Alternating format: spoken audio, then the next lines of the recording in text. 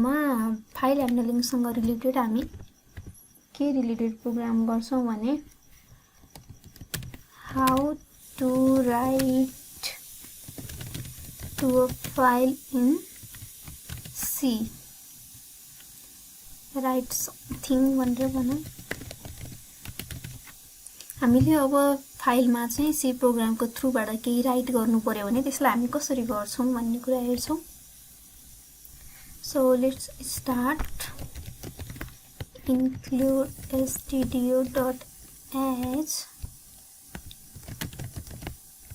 int main। हामी के गरौं अब यो हामीले अलरेडी कुरा गरिसकेको छौं। हामी file युज गरिन्छ जुन हाम्रो stdio.h हेडर फाइलमा हुन्छ। देन हामी fp एउटा पोइन्टर हाम्रो फाइलको लोकेसन एड्रेस चाहिँ स्टोर गर्नको लागि हामी fp पोइन्टर डिफाइन गर्छौं। एन्ड fp मा हामी के गरिन्छ भन्यो f ओपन गरेर हाम्रो फाइलको नेम दिन्छौं। हामी सपोज file.txt भनेर दियौं। एन्ड देन हामी मोड हेरौं।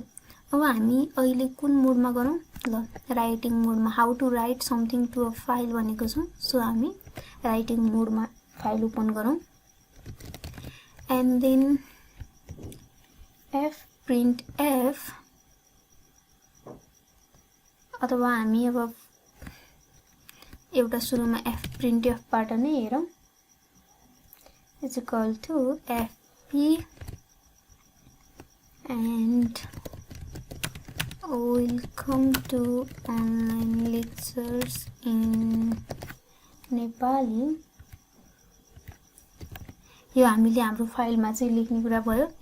एन्ड printf ले त हाम्रो कन्सोलमा हामीलाई रिजल्ट शो गर्छ भन्ने हामीलाई थाहा छ। हामीले यदि हाम्रो जुन fprintf भनेर जुन पनि आएको छ त्यो चाहिँ हाम्रो के हो यो fprintf fopen यो हाम्रो अलरेडी सी लाइब्रेरीमा डिफाइन भएको फंक्सन हो। एन्ड यदि हाम्रो फाइलमा चाहिँ यो डाटा सक्सेसफुली रिटर्न भयो भने हामीलाई कन्सोलमा के रिजल्ट दिन्छ data is return to a file.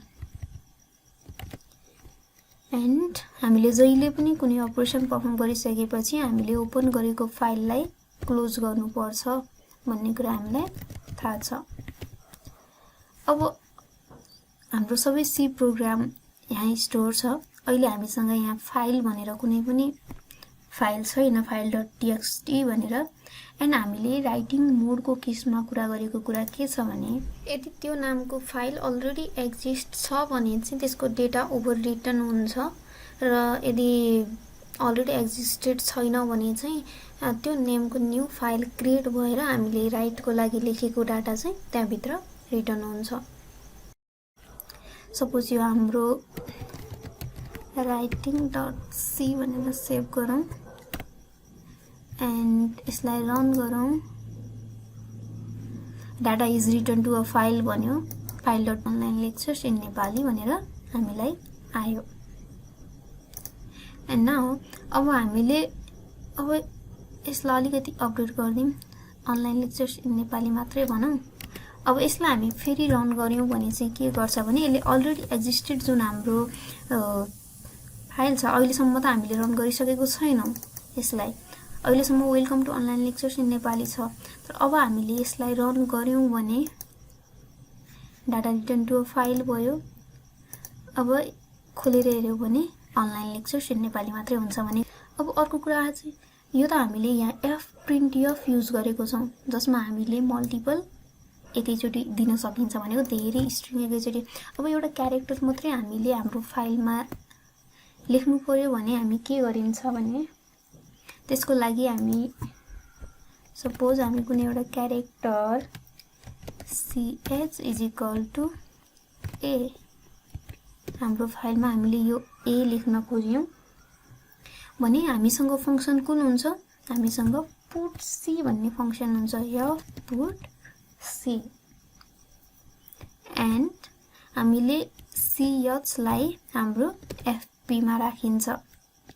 यो fprintf को केसमा चाहिँ हामीले धेरै डाटा हामीले राख्न सकिन्छ एकैचोटी। हामी क्यारेक्टर पनि स्ट्रिङ धेरै राख्न सकिन्छ। हामी फर्स्टमा fp लेखेर हामीले पछाडी जति पनि डाटा हामी राख्न सकिन्छ त्यति हामी एड गरिन्छ। But in case of put c यो क्यारेक्टरको केसमा त हामी एउटा मात्रै क्यारेक्टर एड गरिन्छ। त्यही भएर अब यसलाई रन गरेर हामीले हेर्यौं भने data is return to a file भयो।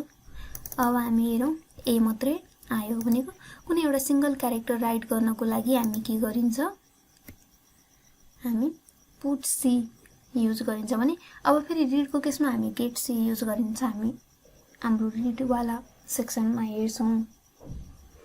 बट अब हामीले यही केसमा सपोज हामी के गर्नु पर्यो, अब एउटा मात्रै क्यारेक्टर हैन मल्टिपल क्यारेक्टर हामीले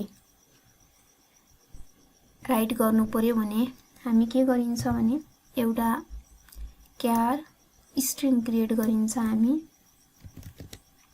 हामीले यहाँ के गर्दै छौं भने अब पुट सी नै युज गरेर हामी मल्टिपल क्यारेक्टर चाहिँ हाम्रो फाइलमा लेख्दै छौं। त्यसको लागि अब यो एरेको कुरा अहिले नगरौं किनभने जुन हामी अलरेडी गरिसकेको कुरा हो। एन्ड देन हामीले अब यो पुट सीले त वान टाइम वान क्यारेक्टर मात्रै राइट गर्न सक्छ। त्यही भएर अब हामीले 50 वटा क्यारेक्टर अथवा हामीले अब कुनै एउटा स्पेसिफिक क्यारेक्टर राइट गराउनु छ भने त लङ क्यारेक्टरलाई केही अनलाइन लेक्चर्स इन नेपाली हामीले राइट गराउनु पर्यो 1 बाइ 1 भने हामीसँग के गर्नु पर्यो, हामीले त 1 बाइ 1 स्ट्रिङ भित्रको क्यारेक्टर 1 बाइ 1 लुपमा चाहिँ के गराउनु पर्यो, राइट गराउनु पर्यो। त्यही भएर अब हामी यो हाम्रो जुन एफ पुट सी हुन्छ त्यसलाई हामी केमा राखिन्छ, लुप भित्र राख्छौं। So for I is equal to 0, I is equal to string को लेन्थ सम्म, हाम्रो स्ट्रिङ को लेन्थ जति हुन्छ त्यतिसम्म।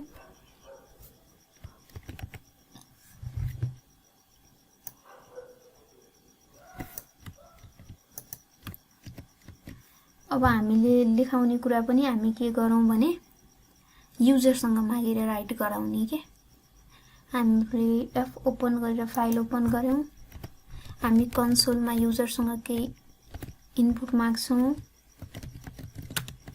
इन्टर द डेटा भनौं एन्ड देन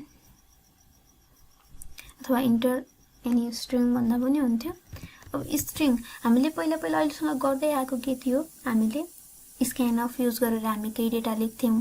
अब हामी स्ट्रिङमा हामीले केही डेटा लेख्दाखेरि हामी के गर्छौं, हामीले स्ट्रिङमा भनेको कुरा हो गेट्स पुट्सको कुरा, स्ट्रिङमा आएको कुरा हो अलरेडी, हामी गेट्स युज गर्छौं। एन्ड एसटीआर हामीले अलरेडी डिफाइन गरेको भेरिएबल छ।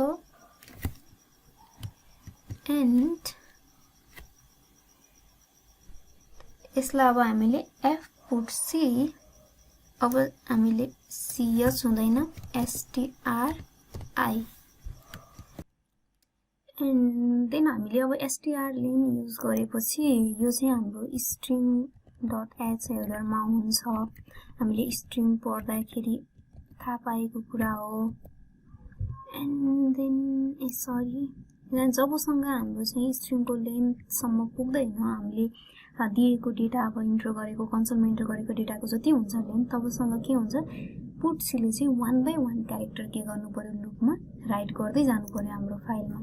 So let's suppose hello online lectures भन्यौं भने यसले डेटा राइट गर्यो 1 by 1। Let's check here hello online lectures भन्यौं। सो यसरी हामीले क्यारेक्टर चाहिँ राइट गर्न सकिन्छ। एन्ड देन एफ प्रिन्टएफ को थ्रुबाट हामीले सिधै लङ लाइन टाइप गर्न सकिन्छ, हाम्रो डाटामा राइट गर्न सकिन्छ डेटामा। अब यसलाई एफ प्रिन्टएफमा अर्को हामीले के गर्न सकिन्छ भने सपोज अब हामीसँग स्ट्रिङ हामीले अलरेडी बनिसक्यौं, एउटा स्ट्रिङ मागेको छौं एन्ड हामी यहाँ कुनै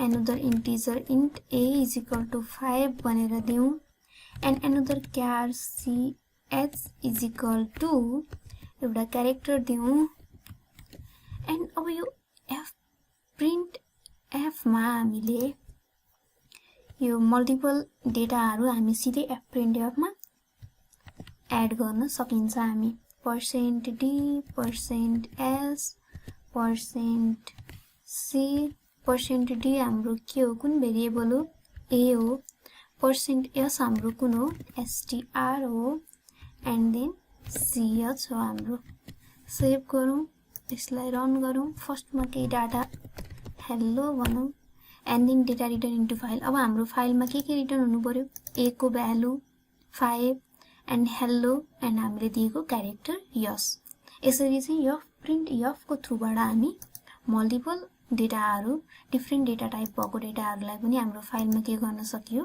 राइट गर्न सकियो एन्ड देन अर्को कुरा भनेको हामीले राइट को केसमा अब हामी यहाँ यो पुट्सी गरेर हामी लूप लगाएर गर्थ्यौ नि त्यसलाई लूप नलगाइकन हामीसँग अनदर फंक्सन हुन्छ के puts भनेर जसले चाहिँ स्ट्रिङलाई सिधै हाम्रो फाइलमा हामीले जति पनि युजरसँग स्ट्रिङ लिन्छौं कन्सोलमा त्यसलाई सिधै हाम्रो फाइलमा अपडेट गराइदिन्छ hello online lectures in Nepali भन्यौ डेटा रिटर्न इन्टु फाइल भन्यौ अब यसले सबै एकैचोटी रिटर्न गरायो अब फरक भनेको हामी अब यहाँ हेरौं हामीले के बुझ्यौं यहाँ भनेर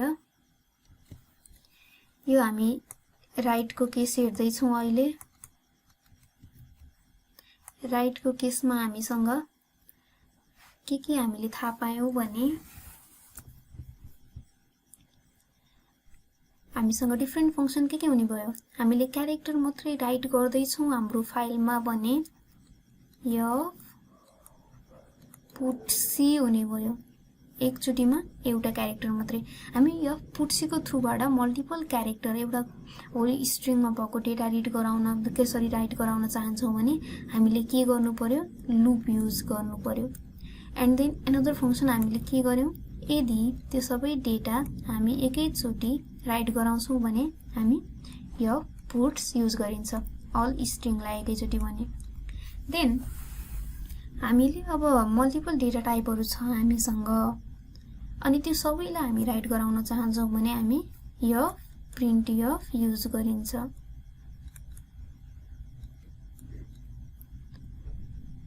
एन्ड अर्को कुरा भनेको त अब हाम्रो यो मोड को कुरा हो सो यो चाहिँ how to write something to a file in C भन्ने कुरा भयो देन नेक्स्ट हामीले how to read भन्ने हेर्छौं नेक्स्ट भिडियोमा so thank you for watching this video and keep watching केही मिस्टेक्सहरु छ भने कमेन्टमा भनिदिनु न यहाँहरुलाई रिक्वेस्ट गर्छु सो थ्यांक यू